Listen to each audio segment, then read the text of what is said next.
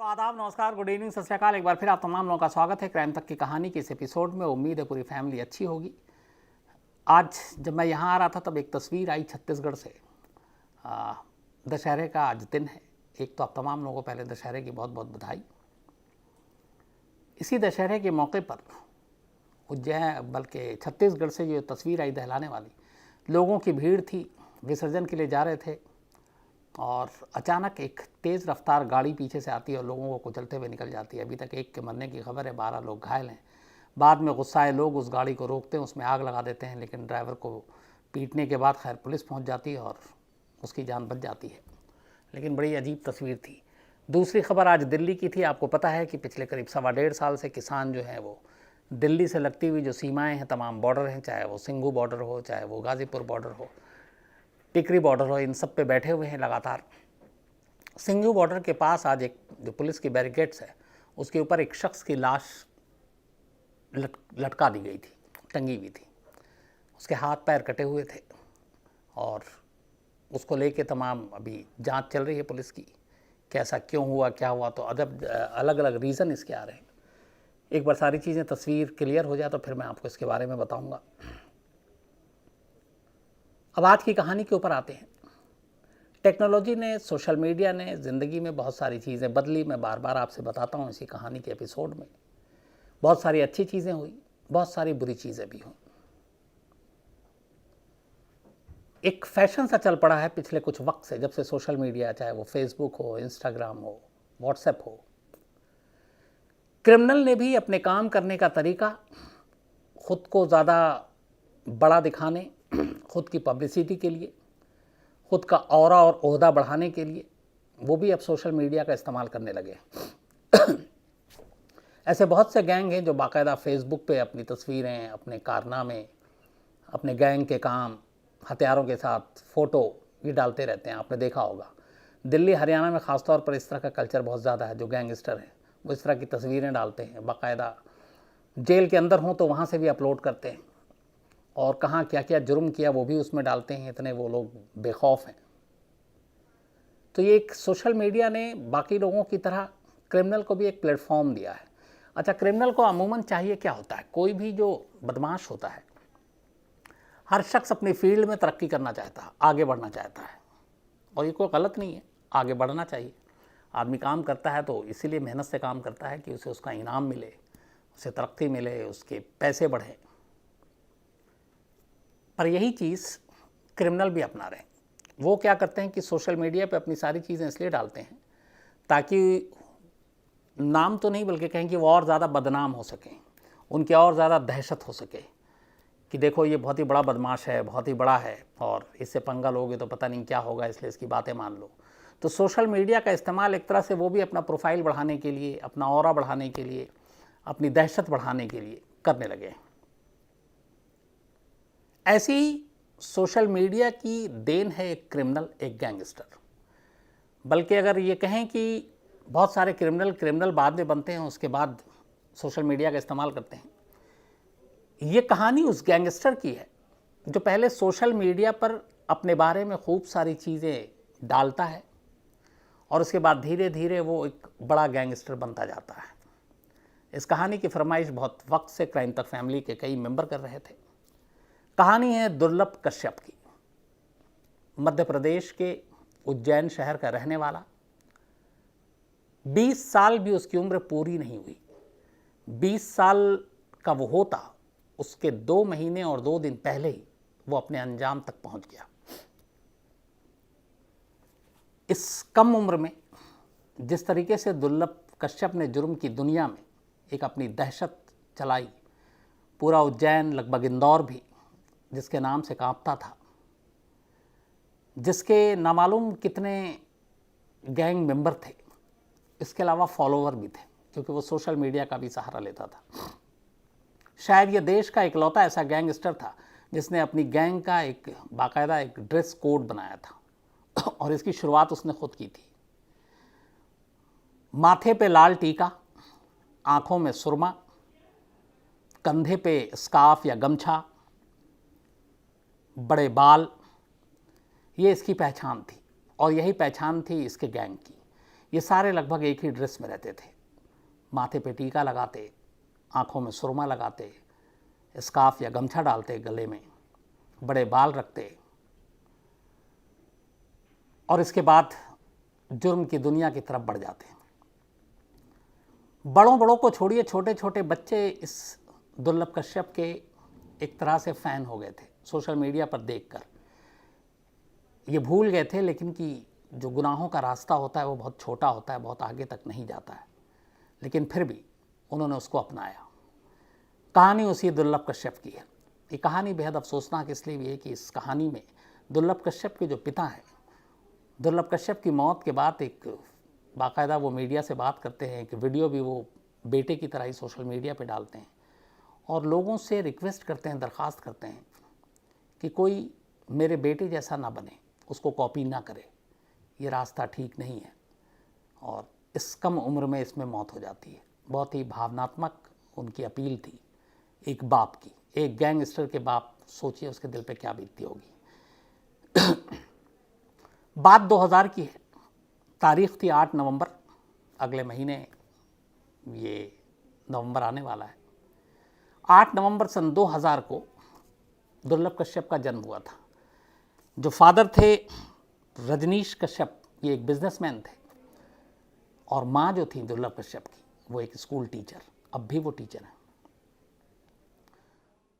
तो 8 नवंबर 2000 को उज्जैन में जन्म हुआ, एक अच्छे खासे परिवार में, पढ़े लिखे परिवार में, ठीक ठाक पैसे, सब कुछ। इसके बाद माँ बाप ने उसका नाम ही दुर्लभ इसलिए रखा कि बेटा बड़ा होकर कुछ अच्छा करेगा, कुछ नायाब करेगा। दुर्लभ का मतलब ही होता है कुछ नायाब, बल्कि कई जगह पे तो उसने अपने आप को कोहिनूर भी लिखा था सोशल मीडिया पर, कोहिनूर दुर्लभ कश्यप। तो माँ बाप की यही उम्मीदें थी, तमन्ना थी कि एक बेटा है, ये कुछ करेगा। अच्छे स्कूल में उसको दाखिल कर दिया, लेकिन स्कूल में ही दुर्लभ कश्यप के रंग दिखने शुरू हो गए। थोड़े वक्त के बाद ही स्कूल में सीनियर और जूनियर के बीच में जब लड़ाई होती वो उसमें कूद पड़ता। धीरे धीरे फिर उसका दबदबा इतना हो गया कि वो सीनियर और जूनियर की लड़ाई का निपटारा करने लगा, और फिर देखते ही देखते स्कूल में एक दबंग स्टूडेंट की उसकी छवि बन गई एक। उसके बाद जो भी लड़ाई झगड़ा होता लोग दुर्लभ कश्यप के पास आते, वो भी हालांकि एक बच्चा था, लेकिन दबंगई शुरू से थी। खैर इसी स्कूल के दौरान स्कूल पास करता है। उसके बाद सब कुछ ठीक था, लेकिन स्कूल में जो ये सारी चीज़ें हुई, कहीं ना कहीं उसने उसके दिमाग पे असर किया। और 2017 आते आते, बल्कि 2016 तक की, जब उसकी उम्र सिर्फ 16 साल थी, वो जुर्म के रास्ते पे चल पड़ा। लड़ाई झगड़ा ये सारी चीज़ें होने लगी। 17 आते आते उसने अपने स्कूल के उन दोस्तों के, जो उसके साथ स्कूल में दोस्ती हुई थी, उनके साथ एक गैंग बना लिया। और अब ये मारपीट, उगाही, वसूली, कार के शीशे तोड़कर कार को लूटना, ये सारी चीज़ें करने लगे। और ये इनका सिलसिला चलता रहा। धीरे धीरे गैंग बढ़ता गया। लूटपाट, लोगों को धमकाना, जबरन वसूली, उगाही, ये सारी चीज़ें ये लोग करते रहे। लेकिन फिर अचानक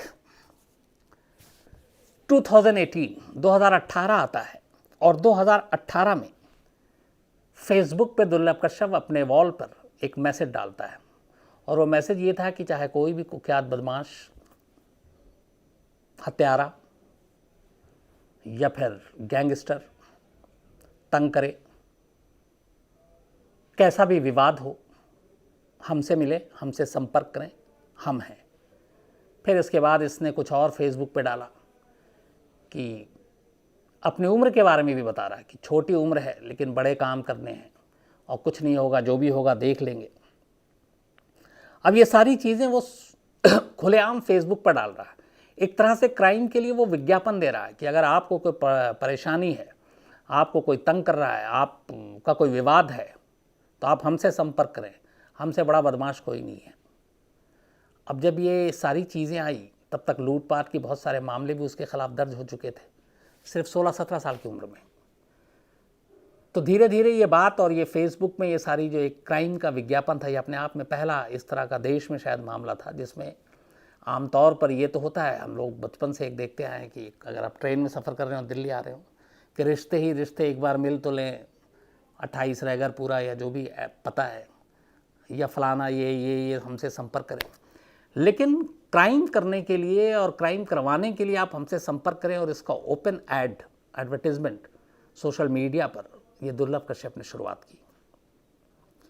तो जब ये बात पुलिस के कानों तक पहुंची और कई केस दर्ज हो चुके थे और ये तो एक ओपन एविडेंस था कि आप सोशल मीडिया पे, फेसबुक पे आप इस तरह की चीज़ें डाल रहे हैं, इसके अलावा इंस्टाग्राम पर भी डाल रहे हैं, व्हाट्सएप चैट के ज़रिए व्हाट्सएप एक ग्रुप बनाया था पूरे अपने गैंग का, और उसमें भी कौन कौन से कैसे क्या काम किए वो भी सारी बातें होती थी, कहाँ जाना है, कैसे करना है। तो जब ये ऐड आया, इसके बाद दुर्लभ कश्यप का नाम और बड़ा होना शुरू हो गया। छोटे छोटे बच्चे, कम उम्र के, कम सिन, जिसमें बहुत सारे नाबालिग, 14 साल, 15 साल, 16 साल, 17 साल, 18 साल, इन लोगों ने दुर्लभ कश्यप को इस फेसबुक के ज़रिए फॉलो करना शुरू किया और उसके बाद ज्वाइन करना शुरू किया।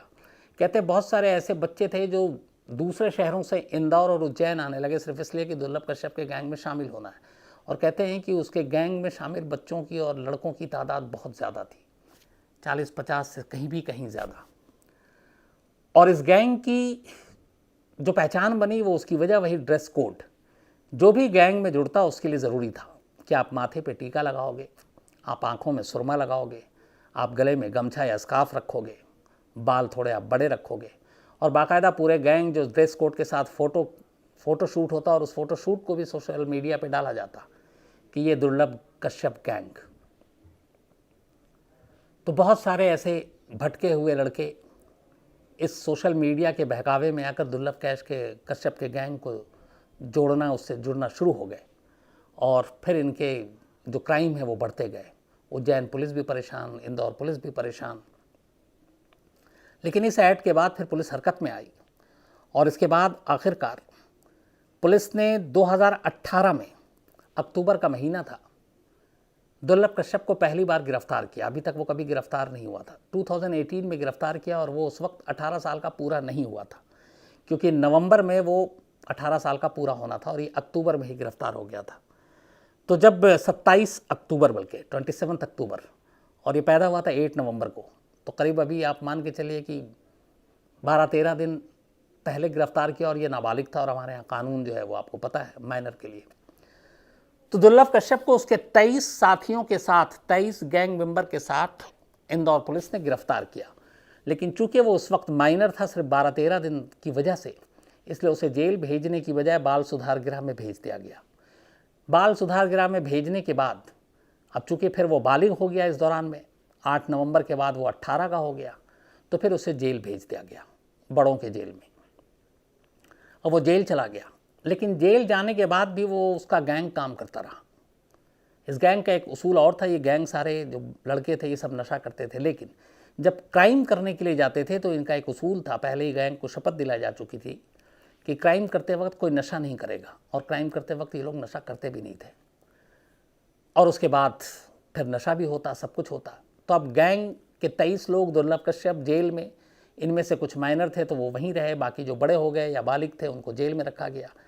अब इस दौरान में पिछले 1-1.5 साल में दुर्लभ कश्यप ने बहुत सारे दुश्मन पाल लिए थे। तो वो जब जेल गया, तो जेल जाने के बाद बड़ों के जेल जब पहुंचा तो भी वो बेल का हकदार हो गया था, और वो चाहता तो ज़मानत लेकर बाहर आ सकता था, लेकिन बाहर में दुश्मन इतने थे कि उसे लगा कि बाहर जाएगा तो उसे मार देंगे। इसी दौरान में उस वक्त एक उज्जैन के एसएसपी हुआ करते थे, एसपी मिस्टर सचिन अतुलकर। सचिन अतुलकर ने ही इसे पकड़ा था और जेल भेजा था। उसके बाद जब ये फिर जेल में रहा, बेल नहीं लिया, तो एक दिन सचिन अतुलकर जेल का दौरा करने जाते हैं, और जेल के दौरे के दौरान उन्हें दुर्लभ कश्यप जेल के अंदर दिखाई देता है। वो उसके पास जाते हैं, उससे कहते हैं, और उन्हें पता था कि ये बेल पे बाहर आ सकता है, लेकिन ये जानबूझकर नहीं आ रहा। तो उन्होंने कहा कि तुम्हारे लिए जेल ही सबसे सेफ जगह है, महफूज जगह है, तुम जब तक जेल में हो, जिंदा हो, क्योंकि इतनी कम उम्र में तुमने इतने दुश्मन पाल लिए हैं कि बाहर जाने के बाद तुम्हें कोई भी ठोक सकता है, कोई भी मार सकता है। ये उस वक्त के एसपी ने बाकायदा दुर्लभ कश्यप को जेल के अंदर कहा। वो जेल में ही रहा, बेल लेकर आया नहीं। इस दौरान में मार्च 2020 का महीना आ गया, साल भी आ गया, बेल नहीं लिया। लेकिन तब तक कोरोना का कहर देश पे टूट पड़ा, और कोरोना ने सबकी चीज़ें बदली, सारी दुनिया को बदल दी। अब कोरोना में ये हुआ कि पूरे देश में जेलों में जो अपनी हालत है, यहाँ पे कैदी ज़्यादा रहते हैं क्षमता से, जो कैपेसिटी है उससे कहीं ज़्यादा। तो अब ये हुआ कि जिन लोगों के जुर्म या जो बेल के हकदार हैं, संगीन जुर्म नहीं है, उनको ज़मानत पर रिहा कर दिया जाए। जब कोरोना कम हो जाएगा तो फिर वापस ले आया जाए। तब उसी में बारी आ गई दुर्लभ कश्यप की भी। अब दुर्लभ कश्यप को भी, चूँकि बेल का वो हकदार था, ले नहीं रहा था, लेकिन अब कोरोना के नाम पे उसे निकलना पड़ा। फिर उसे भी लगा कि अब निकलो, कोरोना है, देश में लॉकडाउन है तो क्या होगा। तो वो फिर 2020 में इसी कोरोना की वजह से उसे छोड़ दिया जाता है और वो बाहर आ जाता है। बाहर आने के बाद वो पहले इंदौर में कुछ दिन रहता है और फिर अपनी माँ के पास उज्जैन पहुँच जाता है और वहीं उज्जैन में रहता है। लेकिन उज्जैन में जाने के बाद उसकी जो रूटीन थी वो सब कुछ फिर से शुरू हो जाता है, वैसे ही घूमना, रात को पार्टी करना। हालांकि लॉकडाउन था, दुकानें बंद होती थी, लेकिन कानून तोड़ के बहुत सारे हमारे लोग दुकान तब भी खोलते थे। तो वो अपना रात को अपने दोस्तों के साथ जाता है नशा करने के लिए, घूमने के लिए इधर उधर, और वो उज्जैन में ही था। 2020 की बात है ये। इसी के बाद एक रात 6 सितंबर 2000, बल्कि ये है बात 6 सितंबर 2020 की, 6 सितंबर 2020, उज्जैन में अपनी टीचर माँ के साथ घर में था दुर्लभ कश्यप। रात को उसके कुछ दोस्त आवाज़ देते हैं। माँ ने उस दिन दाल बाटी बनाई थी, वो खाता है और फिर माँ से कहता है मैं अभी बाहर से एक चक्कर काट के आता हूँ। वो बाहर निकलता है और उसके बाद अपने दोस्तों के साथ घर से थोड़ी दूरी पर एक चाय की दुकान पे पहुँचता है। चाय की दुकान पे जाकर ये लोग चाय पी रहे होते हैं। उस वक्त था करीब रात के 1:30 बजे। एक तो सितंबर में लॉकडाउन खुला नहीं था पूरी तरह से, और 1:30 बजे के आसपास दुकानें खुली हों ये भी अपने आप में गैरकानूनी थी। लेकिन कई बार चोरी छुपे या पुलिस की मर्ज़ी से दुकानें चलती रहती है, अपने यहाँ ये आम बात है। तो 6 सितंबर 2020 की रात ये घर से निकला अपने दोस्तों के साथ। कुल 4 दोस्त थे इसके साथ, ये 5वां चाय पी रहे थे और इत्तेफाक से उस दुकान पर इसका एक दुश्मन टकरा जाता है। जो बात एसपी ने उसे जेल में कही थी कि इस कम उम्र में तुमने इतने दुश्मन बना लिए हैं कि तुम्हारे लिए जेल ही महफूज है, बाहर जाओगे तो ठोक दिए जाओगे या मार दिए जाओगे। 6 सितंबर 2020 की शायद वही रात थी। चाय पी रहा होता है। एक शाहनवाज नाम का और बदमाश था जिसके साथ दुर्लभ कश्यप की बनती नहीं थी। कई बार कई क्राइम में दोनों एक दूसरे आमने सामने आ गए थे। अब उस रात आमने सामने थे। शाहनवाज के साथ उसके गैंग के ज़्यादा मेंबर थे, दुर्लभ के साथ सिर्फ 4 लोग थे, उसके 4 दोस्त और उसके साथ करीब 10-12। चाय पीने के दौरान शाहनवाज और दुर्लभ कश्यप में बहस होती है। पुरानी दुश्मनी और रंजिश थी ही। इसके बाद अचानक शाहनवाज गैंग के लोग दुर्लभ कश्यप पे हमला कर देते हैं चाकू से। दुर्लभ कश्यप भी अपने जेब से पिस्टल निकालता है और गोली चलाता है। गोली जो है इत्तेफाक से शाहनवाज के कंधे पे लगती है, वो बच जाता है। लेकिन जब गोली चलती है तो उसके बाद उसके जो बाकी साथी थे वो अब सब टूट पड़ते हैं दुर्लभ कश्यप पर। दुर्लभ कश्यप के बाकी जो साथी थे वो किसी तरह से वहाँ अपनी जान बचाकर भाग जाते हैं। अकेला फंस जाता है दुर्लभ कश्यप। करीब 34 चाकू के वार उसके ऊपर किए जाते हैं। और जो बयान था उसमें चश्मदीद का, उसमें ये भी था कि जो चाय वाला था, जिस चाय वाले की दुकान पे ये लोग बैठकर चाय पी रहे थे, आखिर में वो दुकान वाला शाहनवाज गैंग से कहता है कि इसे ज़िंदा मत छोड़ना वरना बड़ा मुश्किल हो जाएगा, इसे मार डालो दुर्लभ कश्यप के लिए। और इसी के बाद 34 चाकू के वार उसके ऊपर किए जाते हैं। दुर्लभ कश्यप की वहीं पे मौत हो जाती है। सामने वाला गैंग फिर भाग जाता है। पुलिस को खबर दी जाती है, पुलिस आती है, चाय वाले के बयान दर्ज होते हैं। फिर पुलिस दोनों तरफ के कुछ लोगों को उठाती है, शाहनवाज गैंग को भी उठाती है, कुछ लोगों को, और उसके बाद इन सब के ऊपर मर्डर के चार्जेस लगते हैं। दुर्लभ कश्यप के ऊपर भी अटेम्प्ट टू मर्डर का चार्ज लगता है, जबकि उसकी मौत हो चुकी है क्योंकि उसने भी गोली चलाई थी। इसके बाद सबको जेल भेज दिया जाता है। मुकदमा, पुलिस चार्जशीट भी दाखिल कर देती है। लेकिन इस दौरान में दुर्लभ कश्यप की मौत के करीब 7 महीने के बाद इस सदमे में उनकी टीचर माँ की मौत हो जाती है। और जो कातिल पकड़े गए थे जिन्होंने हमला किया था, उनमें से एक शख्स जेल में ऊपर जेल की दीवार या छत से कूद कर खुदकुशी कर लेता है, तो उसकी भी मौत हो गई। बाकी जो है वो अभी जेल में है, मुकदमा अभी चल रहा है। लेकिन इस दुर्लभ कश्यप की मौत की जब अगले दिन खबर आई, अखबारों में, टीवी पे सुर्खियां बनी, और बात सिर्फ एक ही हो रही थी। बात ये नहीं थी कि एक बहुत बड़े आतंक का खात्मा हुआ, बल्कि लोगों को एक अजीब सी बात ये लग रही थी कि एक लड़का जो 16 साल की उम्र में जुर्म की दुनिया में आया, अभी जिसने ठीक से मतलब बड़ा भी नहीं हुआ, 18 साल की उम्र में वो जेल गया और 20 साल की भी ज़िंदगी जी नहीं पाया, बल्कि 20 साल की उम्र होती उससे 2 महीने और 2 दिन पहले उसकी मौत हो गई, क्योंकि वो पैदा हुआ था 8 नवंबर 2000 को और उसकी मौत हुई 6 सितंबर 2020 को। तो सिर्फ 19 साल 9 महीने और 28 दिन ये थी उसकी ज़िंदगी, और इस ज़िंदगी की वजह और उसका गुनहगार वो खुद था, क्योंकि उसे बनना था एक बड़ा डॉन, और डॉन बनने के लिए उसने जुर्म का रास्ता चुना, सोशल मीडिया का रास्ता चुना। खुद को उसने इतना बड़ा करने की कोशिश की कि उसकी उम्र छोटी हो गई।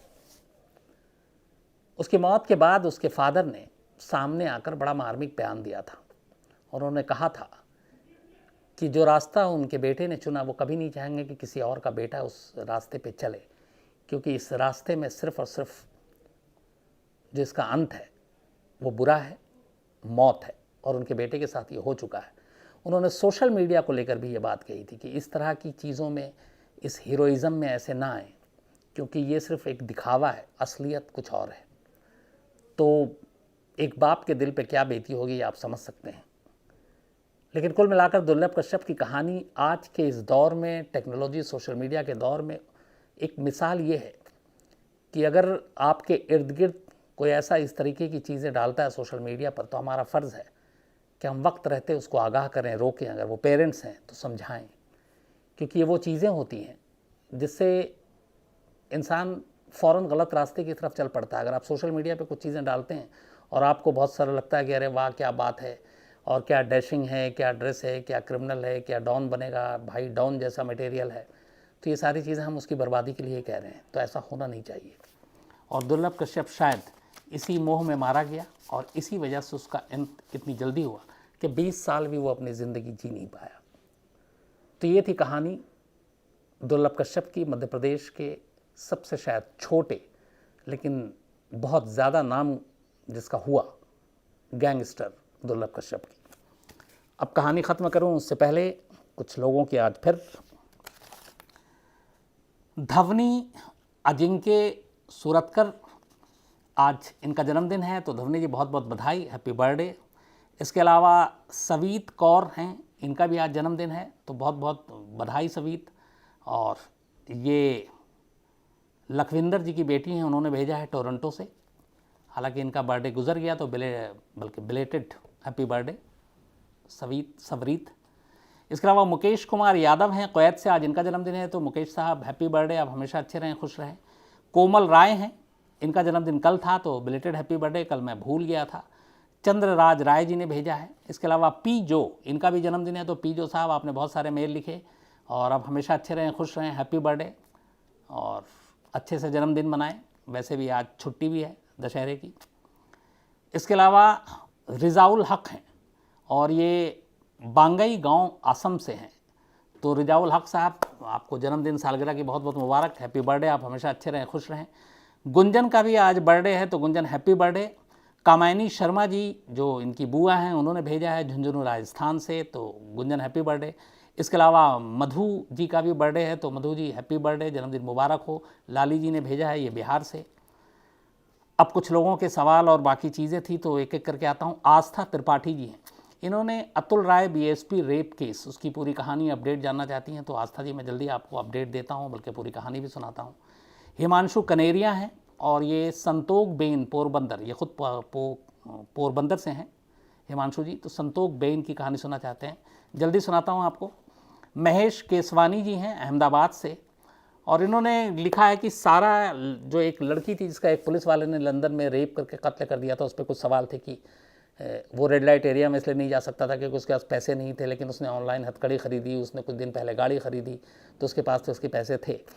वो शायद मुझसे एक वहाँ पे गलती हो गई कि या तो समझाने में, वो ये था कि वो पहले इतना जाया करता था कि उसके पास बहुत सारे मतलब कर्ज में भी डूब गया था, पैसे ख़त्म हो गए थे, और अब उसे लगा था कि कुछ ऐसा करना है, और इसी सिलसिले में उसने, और एक ये भी थी, बाद में रिपोर्ट आई थी कि वो इस लड़की का काफ़ी दिन से उसको फॉलो कर रहा था। तो एक तरह से उसके दिमाग में घुस गया था कि मुझे इस लड़की के साथ रेप करना है, तो शायद उसके लिए उसने इतनी मेहनत की थी। इसके अलावा मनोज साहू हैं, लाहौरिया हैं, लाहौरिया बॉर्डर वाला सिंह, बहुत सारे मेल लिखते हैं Lahoria ji, thank you very much. Happy Thind Surrey Canada से हैं, आपका भी नाम बहुत खूबसूरत है। इसके अलावा सौरभ कुमार सिंह हैं सीवान से, और इंजीनियरिंग फाइनल ईयर के स्टूडेंट हैं। इन्होंने कहा कि पूरे गांव में अब इनके लोग क्राइम तक की कहानी सुनते हैं और इन्होंने सबको सब्सक्राइब करवा दिया है। सौरभ साहब थैंक यू वेरी मच आपके इस प्यार के लिए। नदीम खान हैं, ये एलेक्सी नवाल्नी, शायद मैं सही बोल रहा हूँ, एक रशियन नेता हैं जो पुतिन के अपोनेंट हैं, उसकी कहानी सुनना चाहते हैं, मैं कोशिश करूँगा सुनाने की। इसके अलावा लता पटेल जी हैं यूएसए से, इन्होंने काफ़ी अच्छा मेल लिखा है, थैंक यू वेरी मच लता पटेल जी। आलोक जोशी जी हैं रामपुर से हैं, और इनका कहना है कि हम दोस्तों के साथ कहानी सुनते हैं, और एक सवाल था इनका कि हम इंडिया सुपर पावर क्यों नहीं बन सकते, क्या कमी है। कोई कमी नहीं है, सुपर पावर हम बन सकते हैं।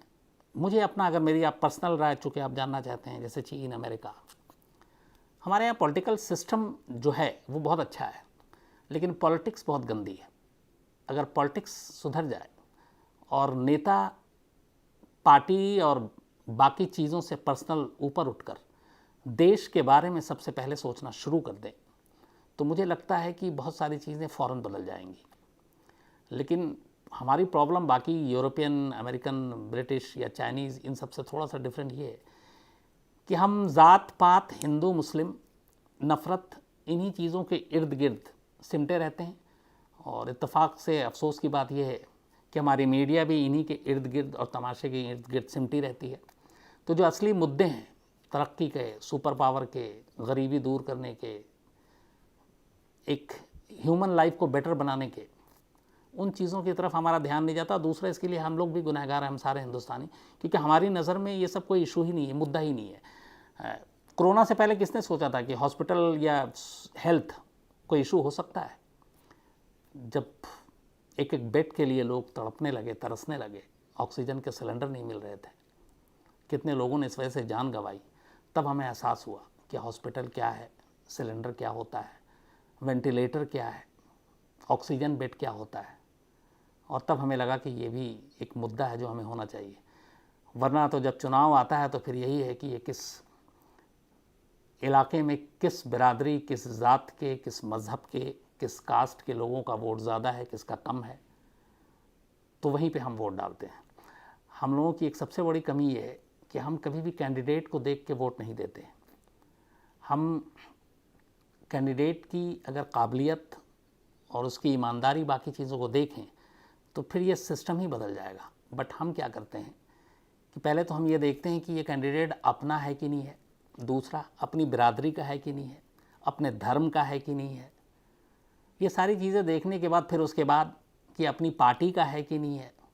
अब चाहे अगर वो फिर ये लगता है कि नहीं ये सब कुछ अपना है, अपनी जात का भी है, बिरादरी का भी है, धर्म का भी है, पार्टी का भी है, अब रेपिस्ट हो या कातिल हो, उससे हमें फिर कोई फ़र्क नहीं पड़ता, हम आँख बंद करके उसको वोट देते हैं। जिस दिन ये सोच हम बदल देंगे और हम मेरिट के हिसाब से कैंडिडेट को वोट देंगे, उस दिन ये देश दुनिया के सारे देशों को पीछे छोड़ देगा, और मेरी दुआ है कि ऐसा हो। इसके अलावा सोनू राजपूत जी हैं राजस्थान गंगानगर से, आंचल सिंह जी हैं, ये लॉ स्टूडेंट हैं इलाहाबाद से, और 11 स्टोरी की इन्होंने एक लिस्ट भेजी है। इनमें से 1-2 मैं सुना चुका हूँ आंचल जी, बाकी ज़रूर सुनाऊंगा जल्दी। पंकज कुमार हैं, ये जापानी वो जो गैंग याकूज़ा की कहानी सुनना चाहते हैं, कि और लोगों ने भी कहा, मैं जल्दी सुनाने की कोशिश करता हूँ। हर्षवर्धन प्रसाद जी हैं, और ये ऑपरेशन पवन 1987 जो इंडिया में ने श्रीलंका में किया था उसकी कहानी सुनना चाहते हैं, मैं जल्दी सुनाता हूँ आपको। कृष्ण कुमार हैं, इन्होंने एक सवाल भेजा है कि हमारे देश में, इंडिया में कौन से मुस्लिम रहते हैं, शिया या सुन्नी? तो कृष्ण कुमार जी, हमारे देश में दोनों रहते हैं, शिया भी हैं और सुन्नी भी हैं। हाँ, शियाओं की तादाद कम है मेजॉरिटी आबादी के हिसाब से, सुन्नी की तादाद ज़्यादा है। और सबसे ज़्यादा अगर आप शिया की बात करें कि हिंदुस्तान में कहाँ रहते हैं, तो शायद लखनऊ में सबसे ज़्यादा शिया रहते हैं। इसके अलावा तमाम शहरों में भी हैं। तो हमारे देश में दोनों हैं, शिया भी हैं और सुन्नी भी हैं, लेकिन सुन्नियों की तादाद ज़्यादा है, शियाओं की कम है। तो आज इतना ही। एक बार फिर से आप तमाम लोगों को दशहरे की हार्दिक शुभकामनाएं, बहुत बहुत मुबारक। अब आपसे मुलाकात होगी कल रात 9 बजे किसी नई कहानी के साथ। तब तक अपना ख्याल रखिएगा। Thank you very much.